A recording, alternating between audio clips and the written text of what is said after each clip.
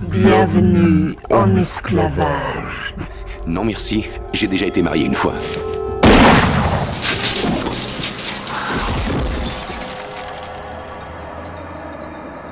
Le 17 janvier 2023, l'Instagrammeuse Thaïs a sorti une vidéo sur les MGTOW, générant 150 000 vues et plus de 3000 commentaires en quelques jours. Dans l'androsphère, les erreurs de définition et les accusations de victimisation sont considérées comme particulièrement monstrueuses. Les inspecteurs qui enquêtent sur ces crimes sont membres d'une unité MGTOW d'élite appelée les évadés de la plantation. Voici leur réponse. MGTOW, ça signifie Men Going Their Own Way, c'est-à-dire les hommes qui suivent leur propre voie. Et cela désigne une grande quantité d'hommes qui souhaitent procéder à une sécession par rapport aux femmes. Dans un premier temps, je constate que Thaïs a décidé d'aborder le sujet MGTOW sans nous dénigrer ou nous insulter. Je respecte sa démarche. Néanmoins, je trouve surprenant qu'elle commence par définir le phénomène MGTOW comme une sécession vis-à-vis des femmes. Selon moi, elle passe à côté du concept. Il ne s'agit pas de fuir les femmes, ni de s'opposer à elles. On n'est pas contre les femmes. On vit dans une société où on cohabite avec des femmes en famille, chez des amis, au bureau, en société. On parle avec, on travaille avec, on rit, on partage des activités communes. Il faut bien comprendre que notre problématique, c'est le fait de subir à différentes étapes de notre vie des épreuves financières et juridiques fatales, quasiment impossibles à éviter, qui résultent de lois qui régissent les rapports hommes-femmes. Ce ne sont pas les relations hommes-femmes qui nous posent problème, mais les lois qui les encadrent, et qui font qu'un mariage et un divorce peuvent détruire instantanément ce que nous avons essayé de construire pendant toute une vie. Prendre leur indépendance pour s'émanciper de l'influence féministe. Thaïs signale qu'on veut s'émanciper de l'influence féministe. Mais MGTOW ne consiste pas à s'opposer aux féministes. N'importe quelle personne saine mentalement a compris l'arnaque du féminisme subventionné. Les femmes féministes, nous ne les fréquentons pas. Elles n'ont aucun impact sur notre vie quotidienne. Elles ne sont pas nos némésis. Et de manière générale, nous ne sommes pas dans le militantisme. Thaïs nous désigne ici un ennemi imaginaire. Si vous voulez entendre le point de vue d'une femme non féministe, Thaïs signale qu'elle donne son avis de femme non féministe. Là encore, à quoi sert-il de signaler qu'elle n'est pas féministe ? Pense-t-elle que la femme traditionnelle est notre allié naturel ? Pense-t-elle qu'on sera moins lésé si une femme tradie divorce de nous, nous prend les enfants, la voiture, la maison, et qu'on soit obligé de mettre fin à notre activité professionnelle et repartir de zéro avec la charge financière d'une pension alimentaire ? il faut organiser une véritable sécession masculine. Le terme de sécession est beaucoup trop fort. Il nous fait passer pour des gens radicaux incapables de modération. En réalité, plutôt que de parler de sécession, il conviendrait de parler d'un désengagement variable. Désengagement vis-à-vis du temps que l'on aurait à consacrer aux relations hommes-femmes, désengagement vis-à-vis de l'argent dépensé pour ces mêmes relations, et enfin, désengagement des contrats les plus risqués et contraignants, le mariage étant le plus dangereux d'entre tous. Thaïs sait-elle que lorsqu'un homme touche des indemnités de licenciement obtenues pendant le mariage, il devra se séparer de la moitié en cas de divorce ? Le premier point, c'est que la société est en guerre contre les hommes. Eh bien, il y a effectivement une propagande médiatique consistant à dévaloriser l'homme, à le dénigrer, à en faire un objet de risée. Thaïs développe sur ce sujet un peu plus tard dans la vidéo et confirme qu'elle fait le même constat que nous. Et là, je me dis, que vient faire ce sujet dans une vidéo MGTOW ? En quoi serions-nous plus concernés que n'importe qui ? C'est la société dans son ensemble qui subit ce déchaînement médiatique. Et aucune organisation ne descend dans la rue pour s'y opposer. Alors Thaïs, de son côté, dénonce cette campagne, et c'est très bien. Mais globalement, si on fait exception des MRA, qui luttent pour faire reconnaître leur droit de paternalité, il n'existe aucune formation issue de l'androsphère qui milite activement contre la destruction de la virilité et de son image dans les médias. Chez les MGTOW, nous ne militons pas. Encore une fois, nous sommes dans une démarche purement personnelle, et même si on peut voir dans les médias une image dévalorisante de l'homme, nous n'avons pas l'intention de militer contre. Chacun est libre de répondre à cette campagne de haine misandre comme bon lui chante. Personnellement, je me contente de m'éloigner des supports de propagande tels que la télé, la radio, les séries woke et les médias progressistes comme Slate ou autres, et ça s'arrête là. Chez certains MGTOW, on va même jusqu'à refuser de fréquenter des femmes tout court. Bon, dit comme ça donne l'impression que c'est nous qui fuyons les femmes. Il manque un contexte et je pense que c'est important. Comme vous le savez, Nous ne souhaitons pas nous marier dans les conditions qui nous sont imposées actuellement. Or, dans une relation longue durée, le sujet du mariage sera évoqué par la femme comme une évolution naturelle de la relation. D'abord sous la forme d'une suggestion, puis comme un ultimatum. Je pense qu'il serait malhonnête de ma part d'accepter de m'engager dans une relation longue durée qui demande un investissement affectif, financier et temporel, alors que je refuse de passer par la case mariage. Mon refus des relations longue durée fait gagner du temps aux femmes, qui se tournent vers des hommes plus enclins à jouer à la roulette avec leur vie et leur carrière. Ce refus de participer à des relations longues, c'est finalement un projet de séparation radicale et durable, c'est-à-dire une sécession. L'intérêt de cette sécession, c'est de réduire sa dépendance aux femmes pour éviter de se rendre vulnérable. Eh bien non. En fait, ça ne concerne qu'un profil très marginal des MGTOW. Là encore, elle insiste avec le terme de sécession avec les femmes. Ce n'est pas le cœur de ce qu'est MGTOW. Elle passe complètement à côté du concept et c'est dommage. Elle part du principe que ce sont les femmes qui blessent les hommes et qu'on a peur de se brûler à leur contact. Il est important qu'elle comprenne que ce ne sont pas les femmes qui nous font du mal, ce sont les décisions de justice systématiquement biaisées en faveur des femmes. Thaïs est une militante politique. Elle a sans doute appris qu'au sein de MGTOW, il existait de nombreux hommes en phase avec sa vision de la France. Mais de sa position de militante, elle a une vue biaisée du phénomène MGTOW. Elle nous voit comme une structure militante dissidente, issue de l'androsphère, et semble nous tendre la main comme si elle avait des réponses à nos problématiques. Ce qu'elle n'a pas compris, c'est que nous sommes juste des individus. Nous n'avons aucune structure, aucun organe de propagande.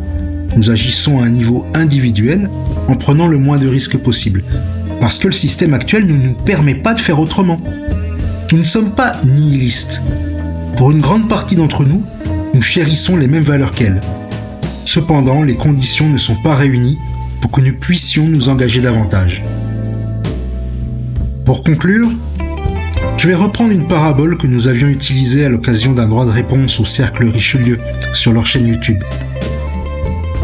Notre société est comme une maison en feu, et ça ne sert à rien d'arriver avec un verre d'eau. Voilà. Les problématiques de notre pays sont telles que même si tous les MGTOW se mettaient en couple et fondaient des foyers nombreux, l'impact sur notre société serait quasi nul. Les fondations même de notre société sont atteintes. Ça brûle à tous les étages. Alors, attendons plutôt la fin de l'incendie avant d'essayer de construire quelque chose.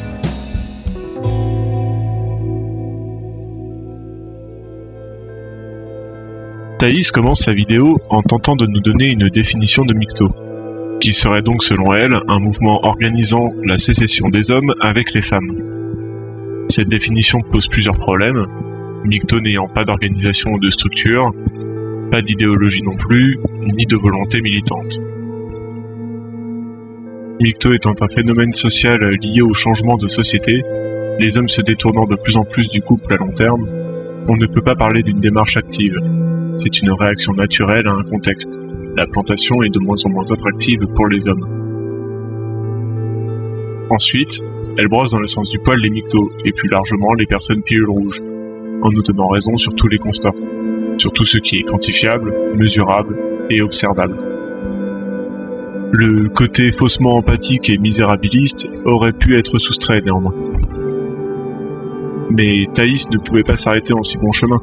Il fallait qu'elle parle des femmes. Nous aussi on souffre de tout ça, comme si d'ailleurs on ne le concevait pas. Mais le solipsisme féminin étant ce qu'il est, il fallait ramener les problèmes des femmes sur la table. Même si elle nous donne raison sur tout concernant les constats, elle ne peut pas accepter les comportements de désengagement des MGTOW. Il ne faut pas oublier que Thaïs est une militante, elle veut donc pousser les hommes à se sacrifier pour sa cause. Elle traite alors les MGTOW de géniards, qui font la compétition victimaire avec les autres minorités. Elle prend pour exemple les forums MGTOW, où certains hommes se plaignent à longueur de page. Elle prend une partie des MGTOW, souvent fraîchement débarqués, pour décrire un caractère de victime chez tous les MGTOW. Certains hommes ont en effet parfois des réactions violentes après avoir pris la pilule rouge. Cette phase est appelée « rage de la pilule rouge ». Elle est en général passagère et les groupes MGTOW publics servent souvent de défouloir aux nouveaux arrivants. Le fait qu'elle se contente de cette partie de MGTOW ou de personnes se disant MGTOW montre qu'elle n'a qu'une compréhension de surface du phénomène. Les groupes de discussion publique ne représentent qu'une partie infime des MGTOW.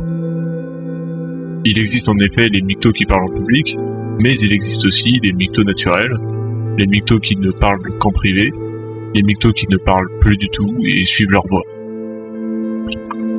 La plupart des myctos sont par définition invisibles, donc Thaïs ne peut avoir qu'une vision limitée de myctos. Nous, les évadés, nous connaissons myctos de l'intérieur, étant nous-mêmes myctos depuis des années. Nous avons une vision interne claire du phénomène à laquelle elle n'a pas accès. Je comprends leur point de vue, sur pas mal de sujets, je suis même d'accord avec leurs analyses, mais leur solution ne me satisfait pas. Thaïs nous donne enfin son avis sur la question. Elle nous dit alors que la solution mycto ne lui convient pas. Étonnant. Elle cherche à nous amadouer avec des images de couples heureux dans les champs, faisant comme si les problématiques, risques évoqués précédemment n'existaient plus. Le message est alors clair. Si vous devenez des conquérants, des chevaliers, vous aurez droit à une femme de valeur. Comme elle. Son solipsisme féminin laisse s'exprimer son hypergamie, en demandant clairement aux hommes de se sacrifier pour avoir, peut-être, un beau divorce avec une belle princesse. On voit qu'elle ne peut convaincre que des gens déjà acquis à sa cause, les myctos ne pouvant pas se laisser berner par un simple appel au sacrifice pour retourner à la plantation. Nous, la question qu'on se pose, c'est quand est-ce qu'elle pond.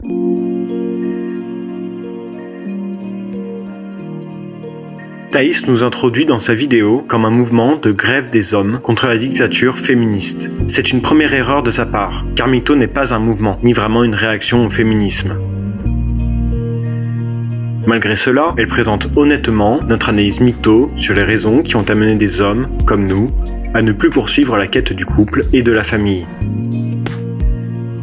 J'ai apprécié le ton généralement respectueux qu'elle emploie. Elle fait même la différence avec les incels, qui sont célibataires involontaires, alors que les myctos sont célibataires volontaires. Pourtant, plus tard, Thaïs se contredit. Tous ces hommes, chacun à leur façon, rêvent secrètement de trouver une femme et de bâtir une relation longue avec elle. Ils ne rêvent pas secrètement de trouver une femme. Ça, c'est un truc d'incel. Ah, je rêve de trouver une femme, mais oups, je suis moche. Même si une part des myctos souhaiterait trouver l'amour et fonder une famille, cela ne change pas la posture qu'ils ont choisi d'adopter. Je ne rêve pas de trouver une femme parce que, oups, la loi n'a toujours pas changé. Le but de cette fille n'est pas de présenter les myctos. Thaïs est une militante politique et porte-parole de son bord. Elle n'est pas seule, il ne s'agit pas de l'opinion à chaud d'une petite blonde, il y a une équipe derrière. Dans sa vidéo, on aperçoit Jeanne d'Arc dans le fond. Thaïs est prise pour la figure providentielle féminine qui vient nous sauver de la dégénérescence féministe. Et ça suffit, merde.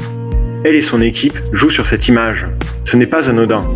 Elle veut tous nous sauver du célibat, sans comprendre, ou en feignant d'ignorer, qu'on ne veut pas des conditions du mariage en l'état actuel des choses. Sa lecture est inexacte car elle donne une définition des myctos comme une part d'un bord politique. Un camp, qui est la manosphère, ou plutôt en français l'androsphère, avec des MRA, des PUA et autres antiféministes. Cela me contrarie car ma démarche est individuelle. Thaïs, en tant que militante politique, a un profond biais car elle veut pousser ses idées et celles de son bord. C'est à cause de cela qu'elle tire à côté. Ayant fréquenté les milieux conservateurs militants dont elle fait partie, j'ai déjà constaté que le nombre d'hommes y est bien supérieur à celui des femmes. Beaucoup de ces hommes sont jeunes, célibataires, et souhaitent déjà trouver la femme de valeur qu'elle décrit, mais ne trouvent pas de femmes jeunes, célibataires et équilibrées, car elles sont trop rares. Thaïs est déjà entourée d'hommes militants, valeureux, et prêts à s'engager, mais malgré tout encore célibataires. Alors pourquoi demander aux myctos de revenir ? Contrairement aux femmes, les hommes profitent beaucoup plus du célibat pour construire leur vie, devenir autonomes et monter leurs projets. Un homme patient et structuré sera un atout pour la société à long terme, qu'il ait des enfants ou pas. Une femme qui rechigne à faire des enfants jusqu'à ses 30 piges pour faire des études et avoir une carrière est un poids mort. Thaïs propose ses projets aux myctos, nous déclinons sa proposition. Les temps ont changé. Jeanne n'est plus pucelle, et nous ne voulons plus nous marier. Cette vidéo n'est pas sponsorisée. Pour vos montages vidéo, les mecs, Thaïs vous propose Filmora. filigrane sur la version d'essai. Ou location, 50 € par an. Ou achat, 80 €. Plus location des effets spéciaux, 19 € par mois. Les MGTOW vous proposent Shortcut. Aucun filigrane. Tourne sur Mac, PC et Linux. Entièrement gratuit. Ne vous faites pas avoir par Thaïs, les mecs. Cette vidéo que vous regardez a été montée avec le logiciel libre Shortcut. Pour vos montages vidéo, utilisez Shortcut. C'est gratuit.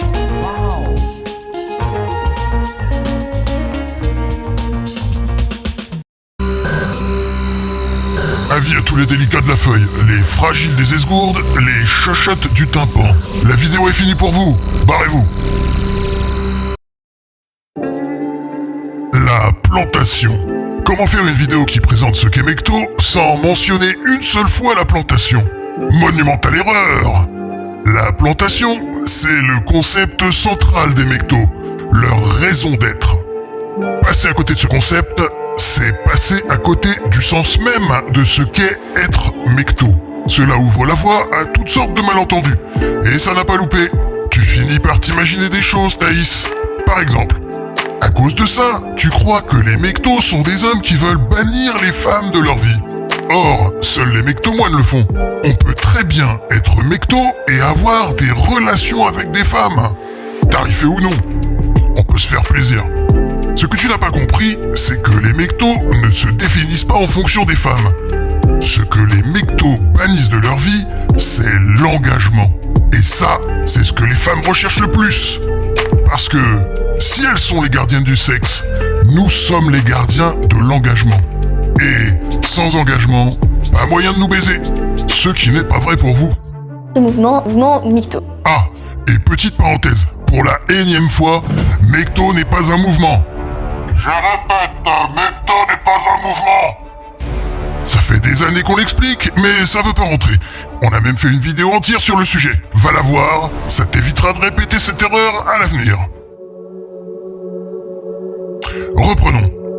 Tant que la plantation restera une plantation, pourquoi les hommes libres que nous sommes devraient se laisser enchaîner? La conquête ne vaut que parce qu'il y a un prix derrière. Pas de ruée vers l'or sans or. Ou, plus précisément, pas de volonté de conquête quand ton patrimoine et ta descendance peuvent être dérobés à tout moment. Pourquoi se faire chier à payer pour une maison, une voiture, des gamins et un chien si c'est pour tout perdre parce que madame fait un caprice? Il n'y a plus rien à conquérir, mesdemoiselles. Vous avez détruit toute envie de fonder une famille avec votre aveuglement féministe, votre misandrie quotidienne, votre ultragamie toxique, votre concurrence carriériste, votre tribunal gynocentriste, votre cupidité destructrice, vos lois spoliatrices. Nous n'avons pas vocation à devenir vos tampons émotionnels, vos chevaliers blancs, vos banques de sperme, vos distributeurs de billets, vos pourvoyeurs à vie, vos fournisseurs de ressources sans garantie ni contrepartie. Ça suffit. Pas de mariage, pas d'enfants, pas de cohabitation, aucun lien de filiation juridique. Il faut être un homme bien ignorant ou inconscient pour signer un contrat avec une femme qui bénéficiera toujours de le rompre et qui pourra le faire à tout moment, à la moindre saute d'humeur. Pourquoi accepterait-on de vivre avec cette épée de Damoclès au-dessus de nos têtes? Pourquoi ferait-on tous ces efforts au risque de tout perdre? Pour vos beaux yeux, on passe notre tour. Vous avez rendu le jeu truqué, par conséquent, nous arrêtons de jouer. Les Mektos ne sont pas militants et ne revendiquent rien, mais leurs griefs sont bien réels et concrets. Ce qu'il faudrait pour qu'il y ait moins de Mektos, c'est une réforme de la plantation, un changement de paradigme radical, l'abolition des lois misandres. Que le jeu ne soit plus truqué. Fin du divorce sans faute, forte peine pour les fausses accusations, rétablissement du délit d'adultère, garde alternée des enfants à égalité, pension alimentaire indexée sur le SMIC et non sur les revenus de l'ex-mari. Suppression des pensions de réversion et des prestations compensatoires en cas de divorce. Légalisation des tests de paternité sans autorisation du juge ou de la mère. recriminalisation de la fraude à la paternité. Voilà, ce serait un bon début. Ton discours, Thaïs, nous les mectos, on le connaît par cœur depuis le temps. C'est l'argument du man up.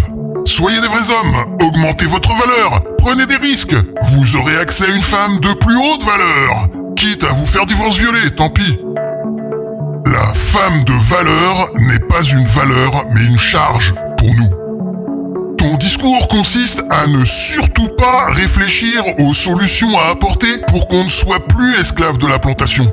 À aucun moment, tu n'envisages de traiter ces problèmes et de trouver des solutions. Tu te contentes juste de nous demander de nous sacrifier.